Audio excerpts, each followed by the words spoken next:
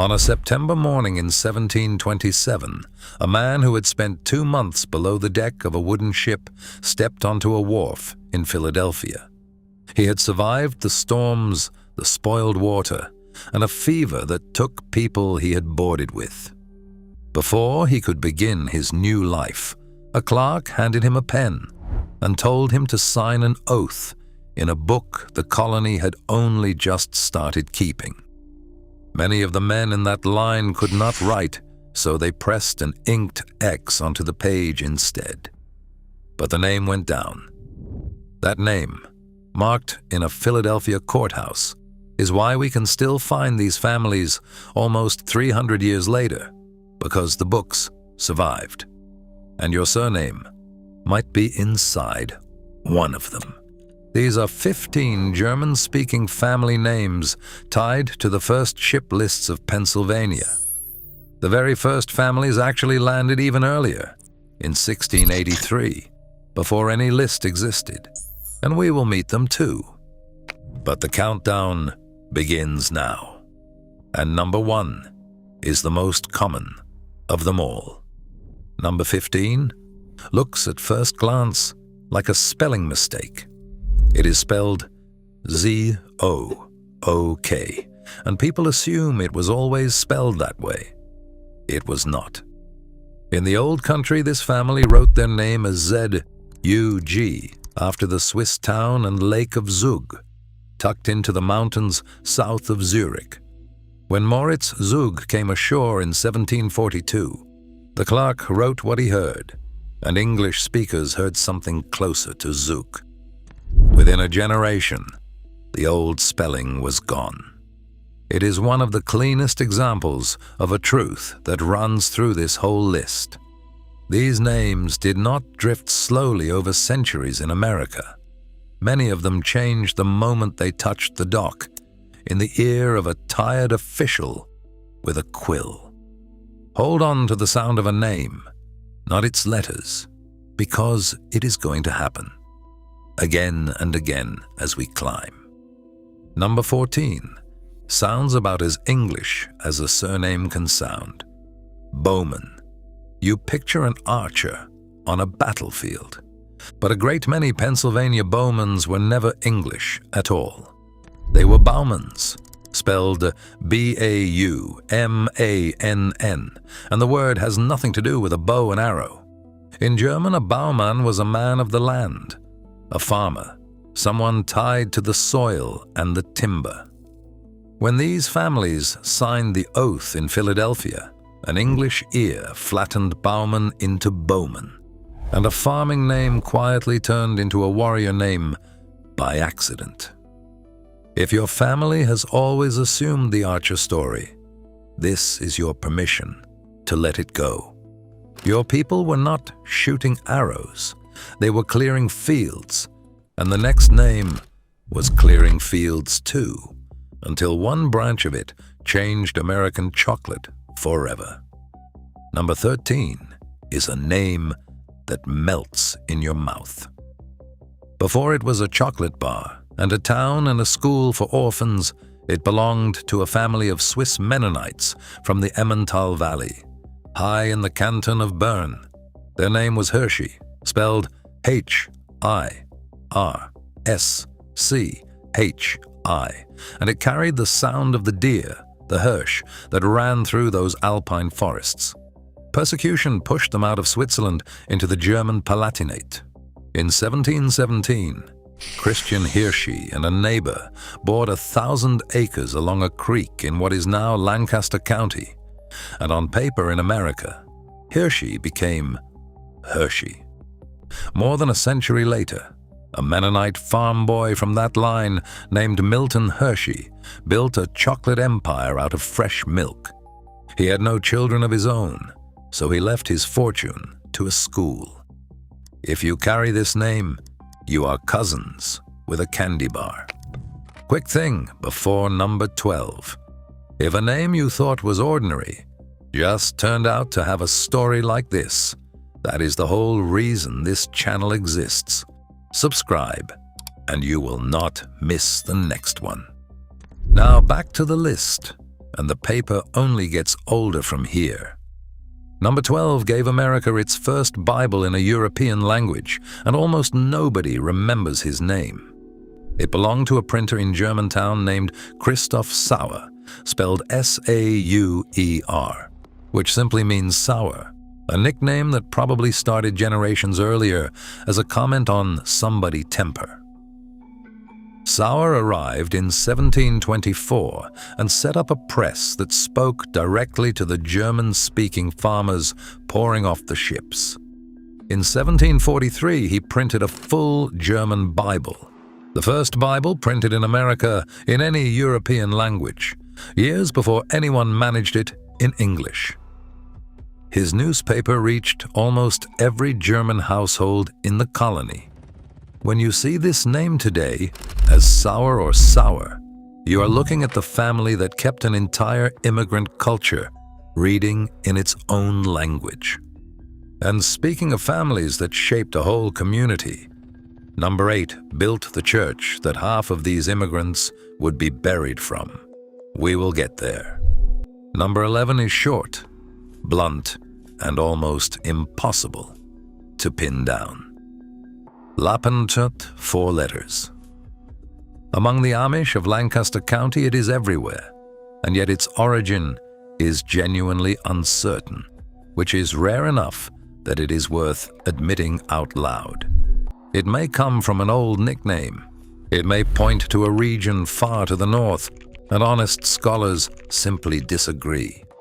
What is not uncertain is what the name became here.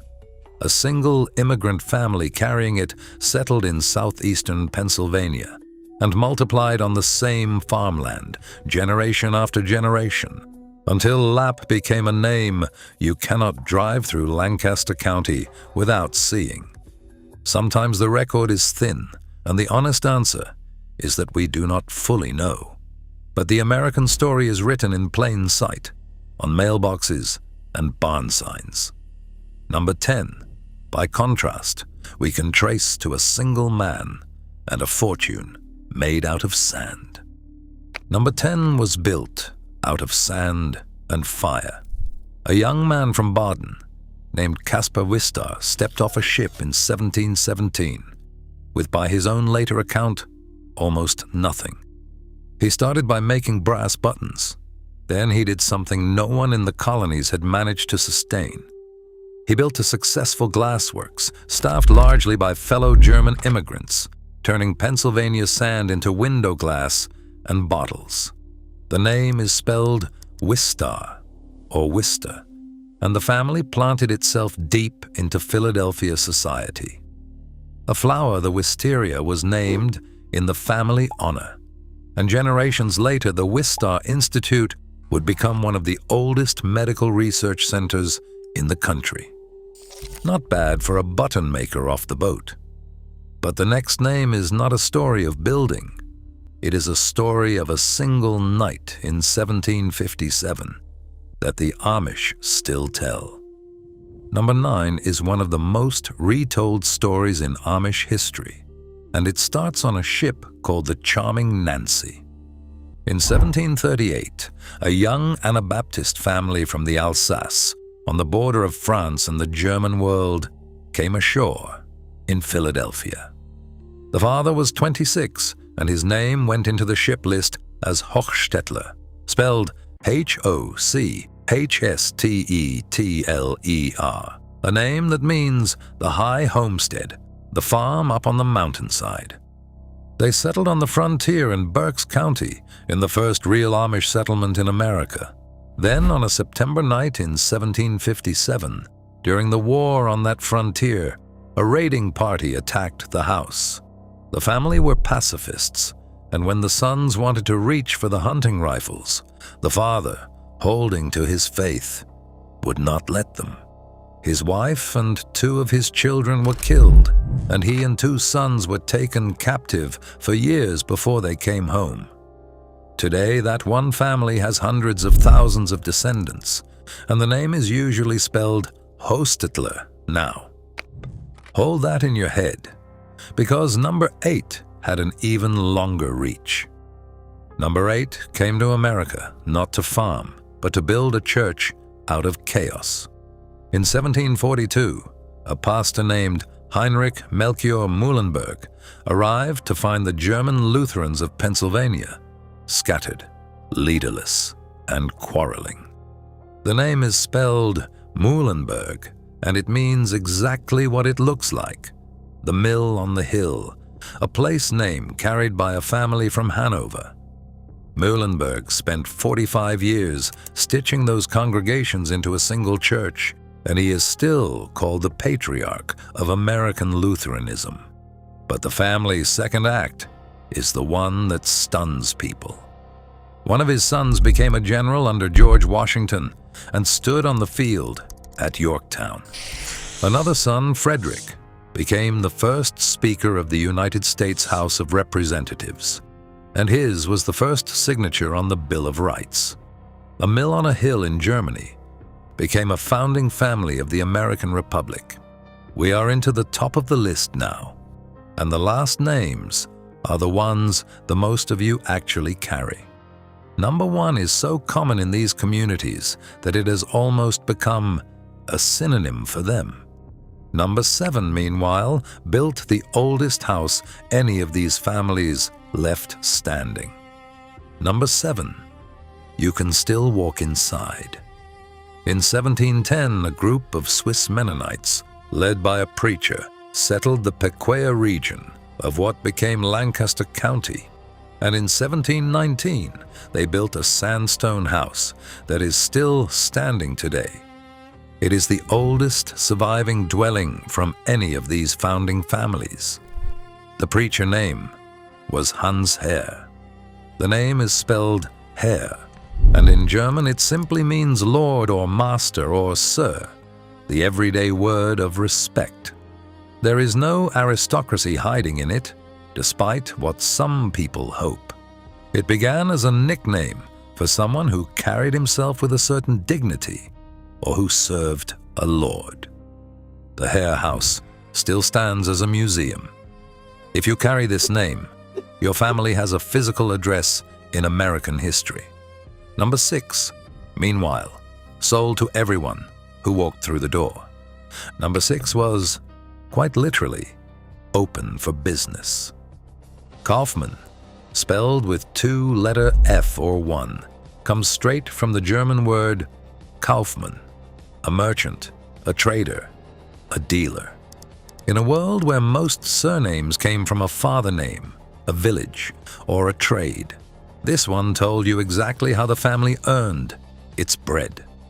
They bought and they sold.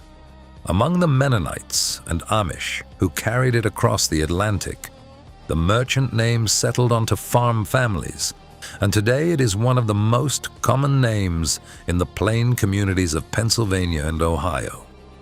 You will also see it as Kaufman, Kaufman, and Kaufman, every spelling a slightly different guess by a slightly different clerk.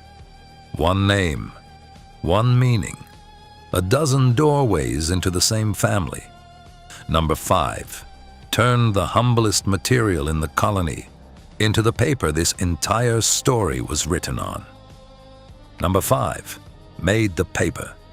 Before Pennsylvania kept a single ship list, before the oath books even existed, a papermaker from the Rhineland named Wilhelm Rittenhausen came to Germantown in 1688. 2 years later, in 1690, he built the first paper mill in America on a creek outside Philadelphia, and for the next 40 years his family were the only papermakers in the colonies.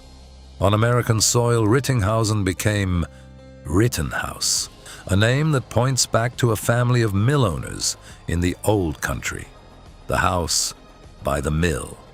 But the family was not done.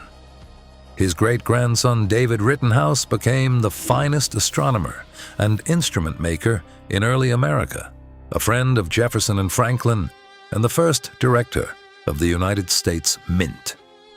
There is a square in Philadelphia named for him to this day. So when I say some of these families came before the lists, I mean it. This one was already making the paper, the lists would be written on. Number 4 is where we climb into the names the most of you will recognize from your own family trees. Number 4 arrived on a ship with an almost comically cheerful name, the Charming Polly, in 1737.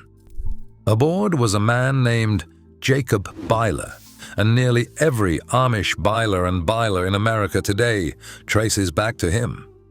The name is spelled Beiler, or Beiler out in the Midwest, and its root is debated, possibly tied to an old word for an axe, possibly to a place. What is certain is the shape of the family after it landed.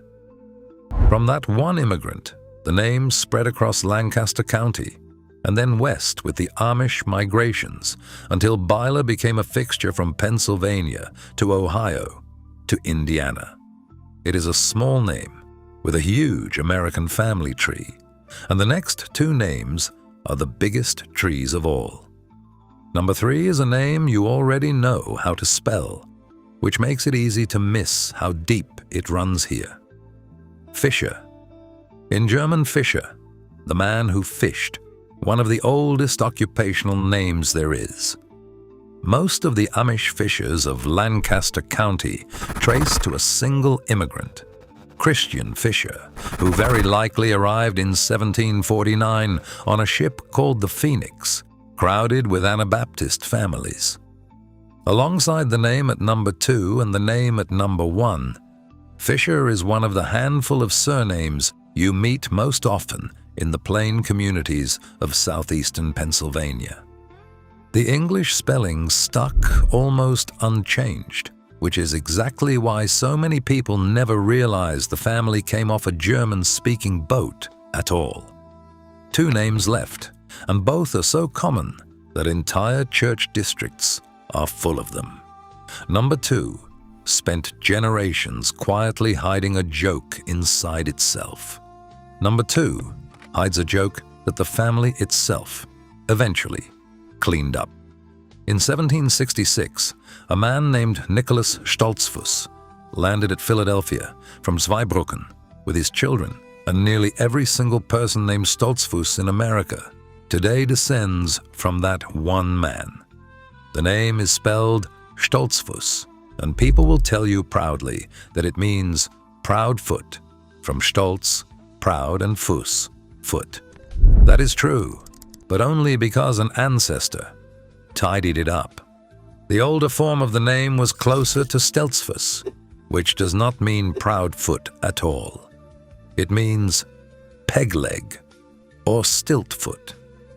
Somewhere back in Germany, a family with an unflattering nickname quietly upgraded it into something they could stand behind.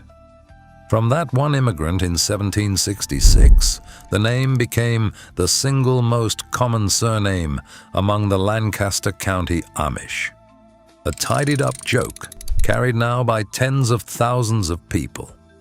Which leaves number 1, the name that is almost a synonym for these communities, and the meaning at its root is the most beautiful on the whole list. And number 1 is Yoder. If you have spent any time near the Amish, you saw this coming, because Yoder is so common that it has almost become shorthand for the whole culture. Yoder shops, Yoder restaurants, whole towns. And here's the thing almost nobody who carries it knows. It is not originally German at all. It is Swiss, from the name Yoder, spelled J-O-D-E-R, the Swiss form of Theodore. And Theodore comes from the Greek, Theodoros, which means the gift of God. The families who carried it down out of the Swiss mountains, across to the Palatinate, and onto the ships to Philadelphia, had no aristocracy and no fortune. What they had was a name that, stripped all the way back, simply means gift of God. Tens of thousands of Americans carry it now, most with no idea they are carrying a Greek blessing that traveled through Switzerland to a Pennsylvania farm. So look again at your own name. Whether it is on this list or not, it came from somewhere, It survived something, and it changed shape, at least once, on the way to you. Tell us in the comments where you are listening from, and which surname you would like us to decode next. It does not have to be your own. We read every single one. If you stayed all the way to the end, you are exactly who this channel is made for. So subscribe, because the next list goes further back than any book to the very first German ship that ever reached these shores in 1683. You are named by history.